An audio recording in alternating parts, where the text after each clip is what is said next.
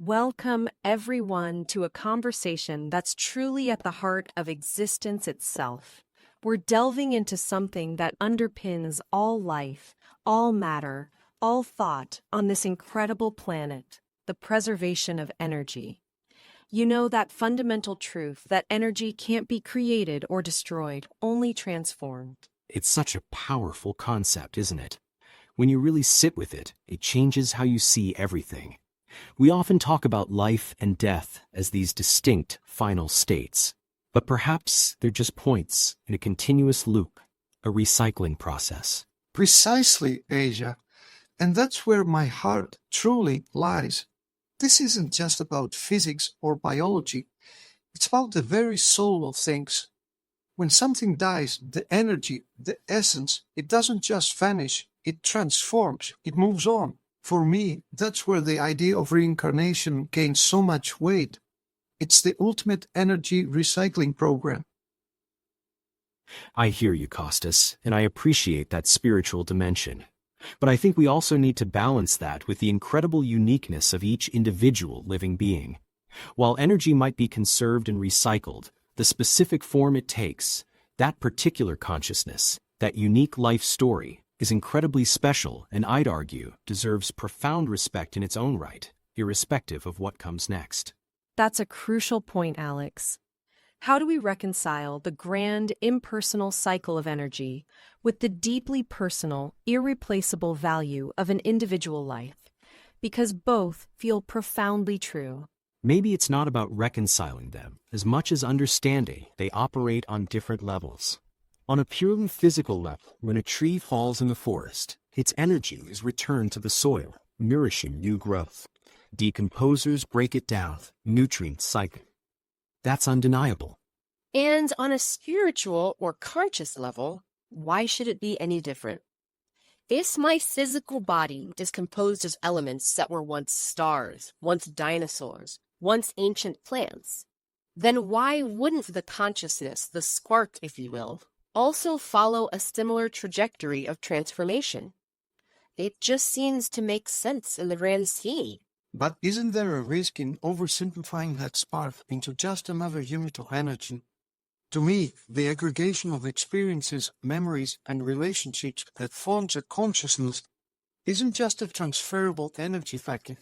It's a complex, emergent property, and when it ceases to exist in that particular configuration, something truly unique is lost, even if its constituent parts continue on. It's like a masterpiece, isn't it? The paint and canvas can be reused, but the Mona Lisa itself is gone. Is that a fair analogy for a living being, Alex? I think so, Iva. Imagine a complex machine. Its components can be recycled, melted down, and reformed. But the specific, intricate design, the function it served, the ingenuity it represented, that's what makes it special. And once it's disassembled, that specific configuration, that unique entity, is no longer. I can see both sides. From a purely scientific perspective, the energy of life is quite literally chemical energy, which fuels biological processes. When an organism dies, that chemical energy is released, either through decomposition or by being consumed by another organism, continuing up the food chain.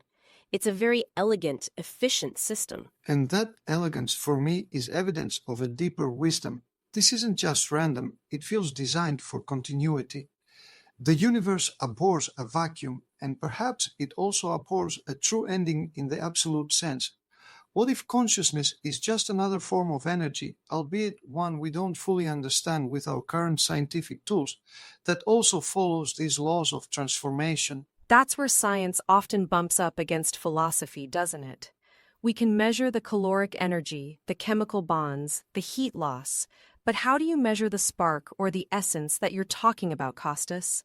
Or the unique configuration Alex champions? Exactly.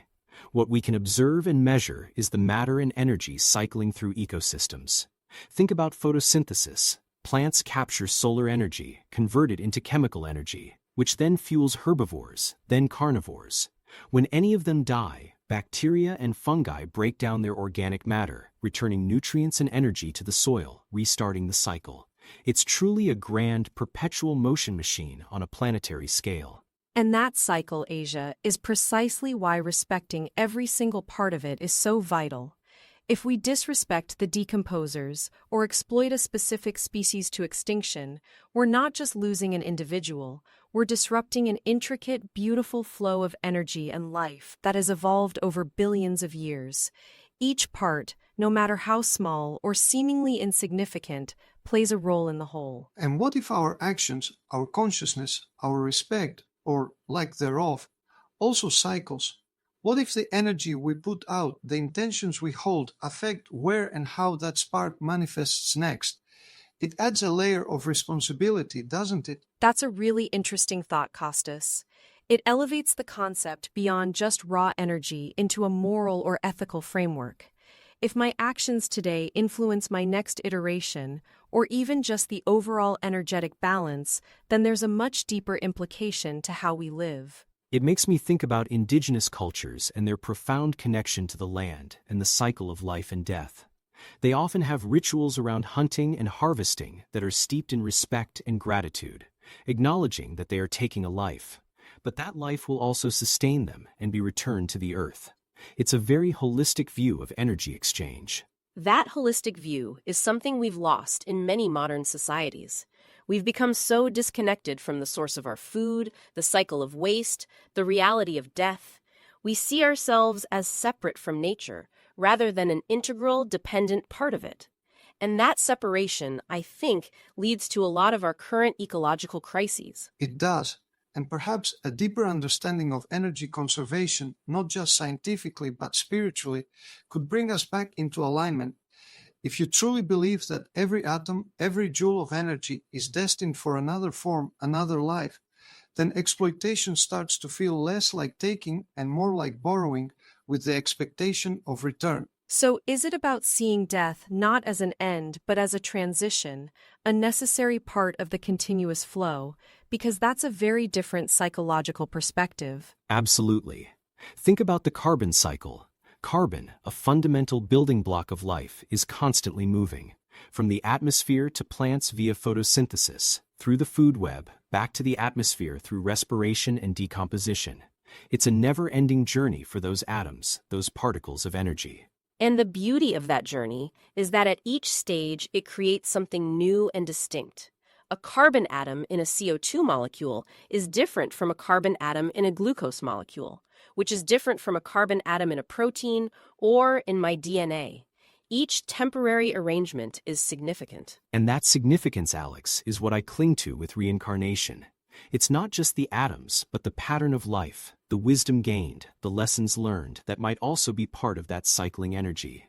It's a continuous learning process for the universe through its individuated parts. So if we extend that, could a soul or consciousness be considered a very complex, organized form of energy that, upon physical death, reorganizes or disperses, but doesn't cease to be? Perhaps it just changes its state or vibration, like water turning into vapor. It's certainly an intriguing thought. From a physics perspective, the total energy of a closed system is conserved. The Earth isn't quite a closed system as it receives energy from the sun, but within its own biosphere, matter and energy are largely recycled. Our bodies are essentially collections of borrowed atoms and energy, on loan for a while. And that temporary custodianship, I believe, is where our responsibility lies. To treat those borrowed atoms and that borrowed energy with care.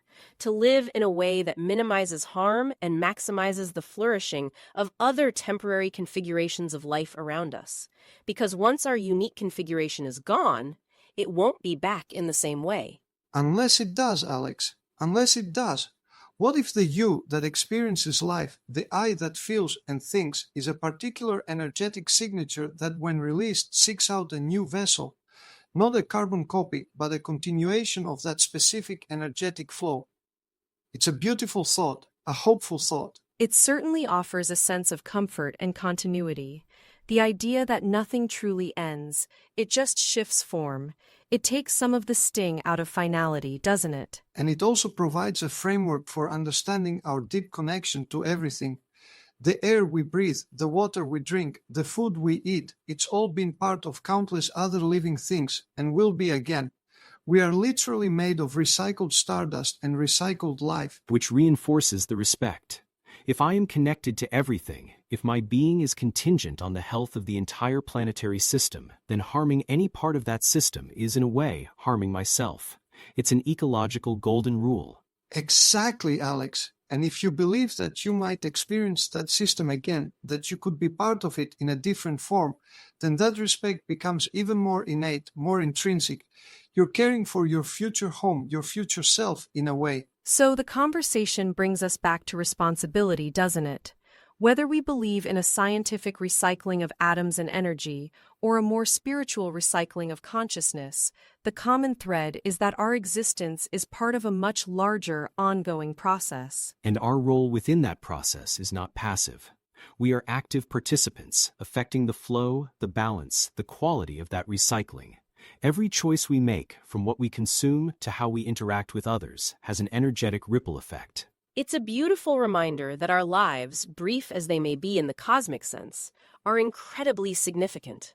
They are unique expressions of this conserved energy, and how we choose to live those lives matters profoundly to the continuation and quality of the grand cycle. And the ultimate takeaway for me is hope. Hope that death isn't oblivion, but merely a doorway. Hope that our stories, our love, our learning contribute to something eternal, continuously evolving. It's a comforting thought in a world that can sometimes feel so fleeting. What a rich and expansive discussion. Whether you see it through the lens of physics, ecology, philosophy, or spirituality, the message is clear. Energy truly is preserved. Nothing is ever truly lost. It's simply transformed, continuing its infinite dance through the cosmos. Thank you, Alex, Asia, and Costas, for sharing your incredible insights. And thank you all for listening. We hope this conversation sparks a new appreciation for the incredible energy cycle that defines life on Earth.